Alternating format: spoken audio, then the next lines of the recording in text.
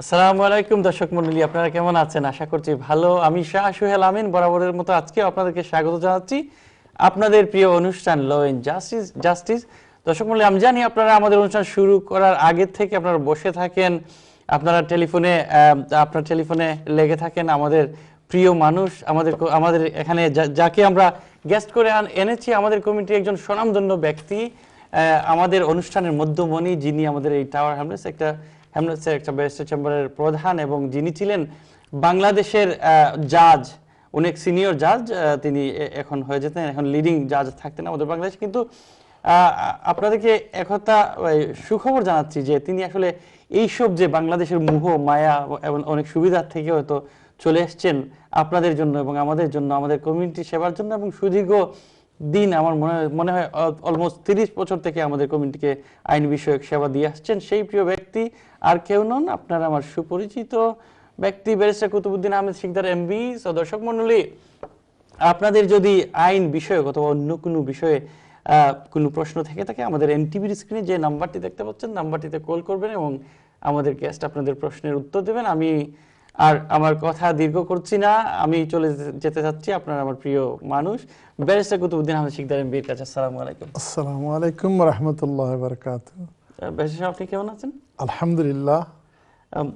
আমার ভালো লাগছে ব্যারিস্টার সাহেব যে আপনাকে প্রতি সপ্তাহে আমরা এখানে পাচ্ছি, এবং আমি কিন্তু আমার অডিয়েন্সকে বলেছি আপনি কতটুকু স্যাক্রিফাইস আপনি করেন আমাদের কমিউনিটির জন্য এবং আমাদের ডিউটি। এর জন্য আমি আসলে আমার পক্ষ থেকে এবং এনটিভির পক্ষ থেকে আপনাকে ধন্যবাদ জানাচ্ছি। আমরা যে ন্যূনতম যদি কাউকে একটু সাহায্য করতে পারি, সেটাই তো আমাদের, মানুষ তো মানুষের জন্যই ভাই। জি, এই কথাটা আজকেই আমার মনে হয়েছিল, আপনি আবার মনে করে দিলেন।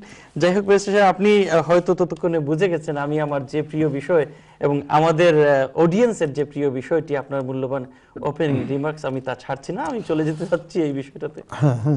Thank you.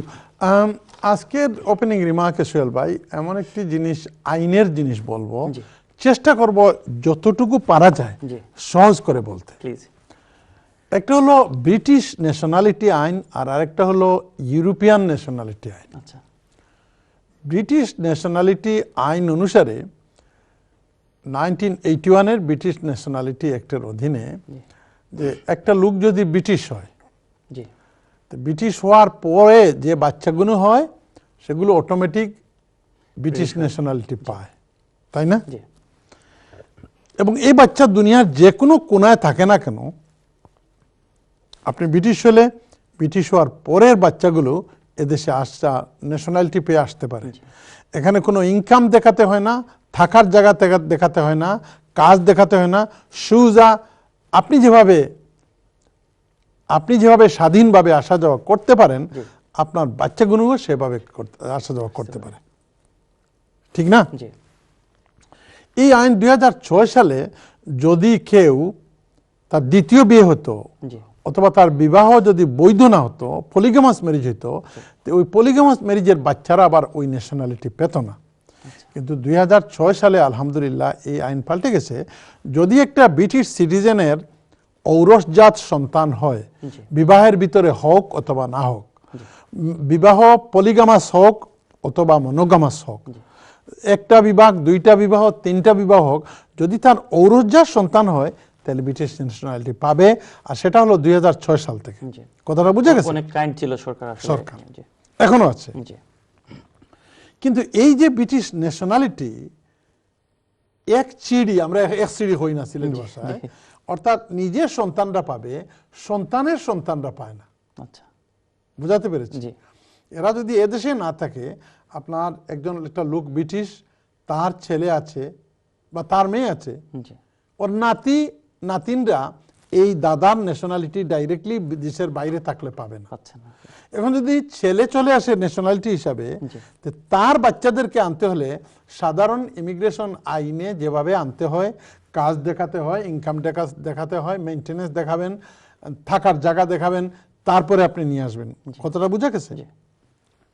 প্যারালাল ভাবে যদি একজন ইউরোপিয়ান ন্যাশনাল হয়, ইটালিয়ান ন্যাশনাল ধরেন, তিনি ইটালিয়ান পাসপোর্টধারী, তখন উনি তার ইউরোপিয়ান ন্যাশনালের ফ্যামিলি মেম্বার হিসাবে উনার ছেলেকে, উনার মেয়েকে এদেশে আনতে পারবে। কথাটা বুঝে গেছে? জি, বুঝতে পারছি।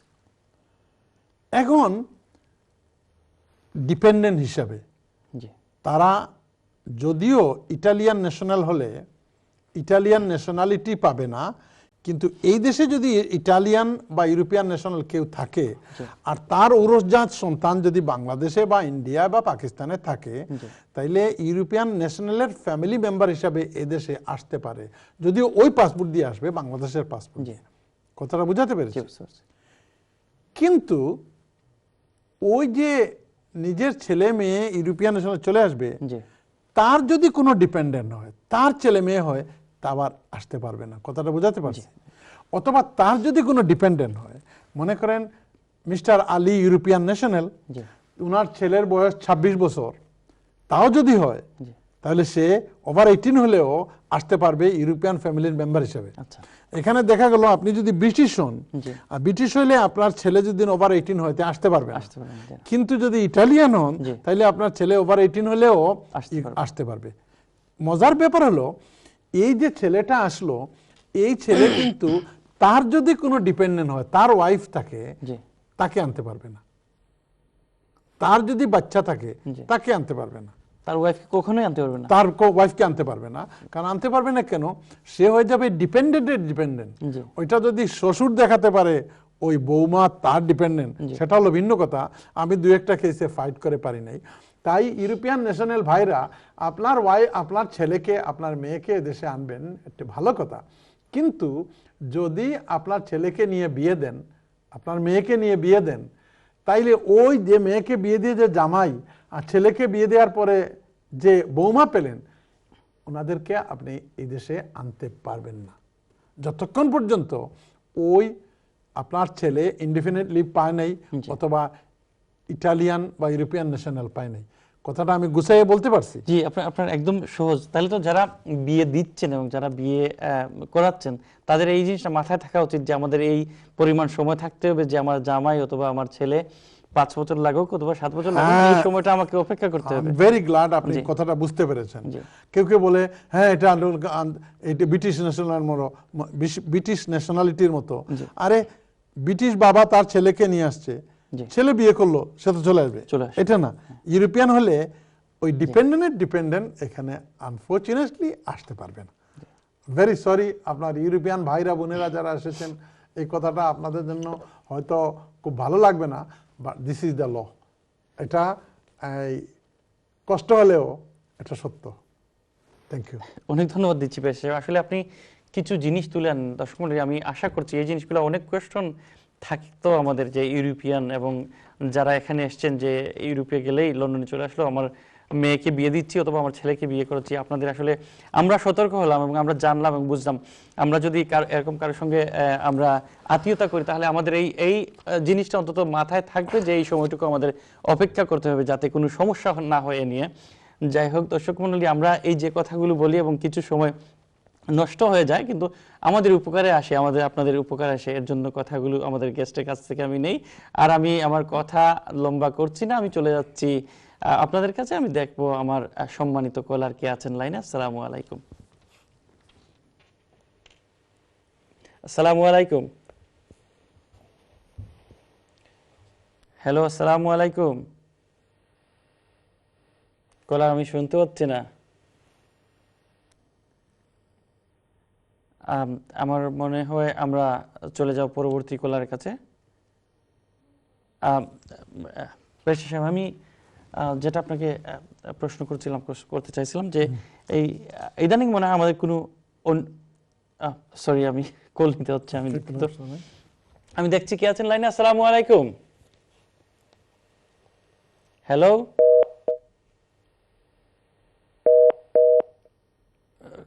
কলার, আসসালামু আলাইকুম।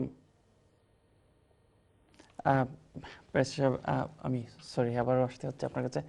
আমি ইদানিং আমাদের কিছু কিছু লোকজন যখন দেখেন আপনার সঙ্গে, আমাকে জানতে চান ওরা নতুন কোনো আপডেট আছে কিনা এবং আপডেট হচ্ছে কিনা আমাদের ইমিগ্রেশন রুলে। আমি একটা কথা আমার প্রায় নতুন ক্লায়েন্টদেরকে বলি, একটা কার্ড দিয়ে আমার সঙ্গে দেখা করলে, এবং কার্ডের পিছনে তারিখটা লিখে দেই, যে আপনি যদি খোদা না খাস্তা আটকে যান, তাইলে আমার সঙ্গে আমার চেম্বারের সাথে যদি যোগাযোগ করেন জি তাহলে ওই তারিখটা বলবেন, রেকর্ডটা পাওয়া যাবে। আচ্ছা আর আরেকটা কথা বলি, যে যদি আইন পাল্টে জি তাহলে আপনি পরের দিনই আমার সঙ্গে যোগাযোগ করেন। জি সবার ক্ষেত্রে না, কোনো কোনো ক্ষেত্রে যে যেখানে দেখা যাচ্ছে আর কোনো অল্টারনেটিভ নাই। জি তো আমি আজকে এদেশে আসার ছোট্ট এসেছিলাম সোহেল ভাই, জি 42 বছর হয়ে গেছে, অনেক দিন। অনেক দিন না? জি তো দেখলাম লেবার পার্টি আসলো, লিব ল্যাব আসলো, জি তারপর কনজারভেটিভ আসলো। জি তো যে সময়ই আমাদের এই দেশের সরকার পাল্টে লেবার পার্টি আসে, জি। তখন আমাদের ইমিগ্রেন্টের জন্য কিছু না কিছু একটা ভালো হয়। আচ্ছা তো আশা করতেছি লেবার পার্টির একটা কোন কোন এমপিরা ডিমান্ড করতেছেন জি যে যারা এদেশে কোনো ক্রিমিনাল রেকর্ড নাই, জি অনেক দিন থেকে আছে, ট্যাক্সও দিতেছে, কাজ করতেছে, এদেরকে আমার মনে হয় মাফি দেওয়ার জন্য একটা প্রস্তাব আসতে পারে। আচ্ছা তো দোয়া করি যদি এই সরকার, যেই সরকার আসুক, জি তো আমি বলি যে এই আইন যখন পাল্টাবে জি তখন আর একটু দেরি করবেন না। 99-এ রেগুলারাইজেশন স্কিম ফর ওভারস্টেয়ার এসেছিল লেবার পার্টিতে। আচ্ছা বলছিল যে যারা আপনি বৈধভাবে ঢুকেছেন ইংল্যান্ডে, জি। ইউকেতে, আর পরে ওভারস্টে করে ফেলছেন হয়তো কোনো কারণে, জি এদের মাফি দিয়েছিল। সুবহানাল্লাহ, কত লোক যে লিগ্যাল হয়েছে এখন, এদের আপনার ফ্যামিলি টেমিলি এনে সবাই অনেক বড় ফ্যামিলি হয়ে গেছে। জি। আমি একজন না, আমি শত শত লোককে চিনি। জি বলুন প্লিজ। 1997-এ একটা আইন ছিল এই কনজারভেটিভ গভর্নমেন্টের আমলে, এটাকে বলতো কেউ কারো হাজবেন্ডকে বা ওয়াইফকে আনতে হলে জি এটাকে বলা হতো প্রাইমারি পারপাস রুল। আচ্ছা প্রাইমারি পারপাস রুল অর্থ হলো যে আপনি যদি বিয়ে করে থাকেন শুধু এদেশে আসার জন্য, তাহলে আপনাকে ভিসা দেওয়া হবে না। আচ্ছা তো এটা প্রমাণ করবেন কি? অ্যাপ্লিকেশন করাটাই তো প্রমাণ করে আপনি বিয়ে করছেন এই দেশে আসার জন্য। জি সেটাই। লেবার পার্টি বলেছিল যে আমরা যেদিন পাওয়ারে আসবো জি এরপরেই এটা ক্যান্সেল করে ফেলবো। Would you believe me, in 1997 জি জুনের 5 তারিখে লেবার পার্টি পাওয়ারে আসলো, জি আর 6 তারিখে পরের দিন primary purpose rule became part of the history, এটাকে দাফন করে ফেলবো। এখানে বলতেছি যে ইনশাল্লাহ যদি লেবার পার্টি আসে, ভালো গভর্নমেন্ট আসে, আর শুভবুদ্ধির উদয় হয়, যে অনেক বছর থেকে অনেক লোকজন এখানে পড়ে রয়েছে, সরকারকে এই দেশের তো কাজ করতেছে, জি, সেটাই। একটা জামা যদি পরে সেটা জামা পরার জন্য সে বিয়েটি দেয়, এক গ্লাস পানি খেলে এটার জন্য একটা ট্যাক্স দেয়। তখন বলি যে আইন যদি কিছু আমেন্ড হয় জি। তাহলে তাড়াতাড়ি চলে আসতে। তো অনেক আইন, ইমিগ্রেশন আইন তো ফটফট করে চেঞ্জ হচ্ছে, কিন্তু সাবস্টান্টিভ কোনো কিছু চেঞ্জ হচ্ছে না। আমি বলি ইমিগ্রেশন আইন হলো এমন একটা আইন, এটা বলতে গেলে এটা রিয়েল আইন না। কেন? জি এখানে লেখা থাকে satisfaction of the immigration officer. জি অল্প এভিডেন্স নিয়ে, কাগজপত্র নিয়ে যদি ইমিগ্রেশন অফিসার বা এন্ট্রি ক্লিয়ারেন্স অফিসার বলে আই এম স্যাটিসফাইড, জি জব ইজ ডান। আর যদি অনেক এভিডেন্স দেওয়ার পরে সে যদি বলে আই এম নট স্যাটিসফাইড, তাইলে আপনার সব কিছু হয়ে গেছে। Question mark. তাইলে কি দাঁড়ালো? ইমিগ্রেশন আইনটা দাঁড়ালো satisfaction of the entry clearance officer, immigration officer. কর্তৃপক্ষ যদি খুশি হয়ে যায় তাইলে আপনার কাজ হয়ে গেছে, আর ওরা যদি খুশি না হয় দেন ইউ আর কট। আপনি আনসারগুলো খুব সুন্দর করে দেন। আসলে এর জন্য আপনাকে, মানে আপনার কথা বলে আমি বন্ধ করতে চাই না। আসলে লেবার গভর্নমেন্ট যতক্ষণ এসছে ওরা হচ্ছে ইমিগ্রান্টদের পক্ষে, এবং ইমিগ্রান্ট তো এদেশের উপকারী করছে। ইমিগ্রান্ট ছাড়া আমার মনে হয় অনেক সমস্যা হতো এখানকার। না, ডেফিনেটলি। যেমন ধরেন ব্রেক্সিটে কিন্তু সমস্যা হচ্ছে, এইমাত্র ব্রেক্সিটের খবরে। আমি আরেকটা প্রশ্ন, আমার কিছু কিছু আমাদের কলাররা করেন, যে একটা কলার হচ্ছে যে কেউ কেউ আছে, যে কথা বললেন আপনি, যে ইমিগ্রেশন রুল যদি চেঞ্জ হয়ে যায়, তো অনেকেই আছেন আপনার ধরেন একটা কেস করেছেন, একটা ক্লেম করেছিলেন, একটা আপনার হিউম্যান রাইটস কেস করেছেন, কিন্তু ওনাদের ডকুমেন্টগুলো হারিয়ে ফেলেছেন। কেস কোর্টে উঠেছেন, ওর আপিল ডিসমিস হয়ে গেছে, ধরেন আপনার 5 বছর আগে, 7 বছর আগে, কিন্তু কোনো ডকুমেন্ট আর নাই এখন। সে কি করবে? এদিক করণীয়টা কি? হ্যাঁ, very good question. I think it's a very good question. আমার ভাই, বন্ধু সোহেল ভাই বলতেছেন যে অনেকদিন আগে এসেছে, সে কেসও করেছিল, জি কিন্তু কেস করার পরে পুলিশের ভয়ে, ইমিগ্রেশন অফিসারের ভয়ে এইখানে গিয়েছে, ওইখানে কাজ করেছে, বিভিন্ন শহরে ঘুরে বেড়েছে, কিন্তু ওই কাগজগুলো তো হারিয়ে গেছে। এখন কি করবে? তার জন্য একটা পন্থা আছে, সে পন্থা হলো, এটাকে বলে সাবজেক্ট অ্যাক্সেস। কি বললাম? Subject access. Subject access. মাত্র 10 পাউন্ড ফি দিয়ে হোম অফিসকে আপনি যদি একটা অ্যাপ্লিকেশন করেন, তাহলে হোম অফিসে আপনার সম্বন্ধে, যে কোনো ব্যক্তির সম্বন্ধে হোম অফিসের কাছে যত রেকর্ড আছে সব রেকর্ডের আপনি কপি পেয়ে যাবেন। আচ্ছা আচ্ছা। In matter of 2 weeks. তাই যদি আপনি কোনো কাগজপত্র না থাকে আর সলিসিটারের কাছে যান, ব্যারিস্টারের কাছে যান, তাহলে গিয়ে বলবেন যে ব্যারিস্টার সাহেব, সলিসিটার সাহেব, আমার তো কাগজপত্র সব হারিয়ে ফেলেছি, হোম অফিসের কাছে কোন রেকর্ড আছে আমি বলতে পারি না, কোন তারিখে এসেছিলাম তাও বলতে পারি না, হোম অফিস যে কাগজ দিয়েছিল সেটাও হারিয়ে ফেলেছি। তাইলে আপনি এইটা করবেন, বলবেন সাবজেক্ট অ্যাক্সেসটা করেন। সাবজেক্ট অ্যাক্সেস করলে এত বড় একটা ফাইল হোম অফিস আপনাকে পাঠিয়ে দিবে, এটার মধ্যে কোন অ্যাপ্লিকেশন করেছিলেন, কি ইন্টারভিউ দিয়েছিলেন, এটা আপনার সাকসেসফুল হয়েছিল না রিফিউজ হয়েছিল, মোস্ট লাইকলি রিফিউজ হয়েছিল, সবটার কপি আপনি একটা পেয়ে যাবেন।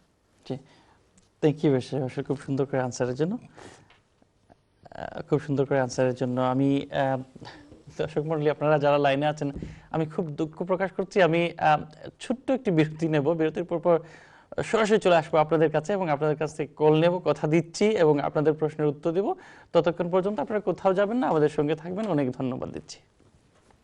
ইয়া আল্লাহ, কি হলো?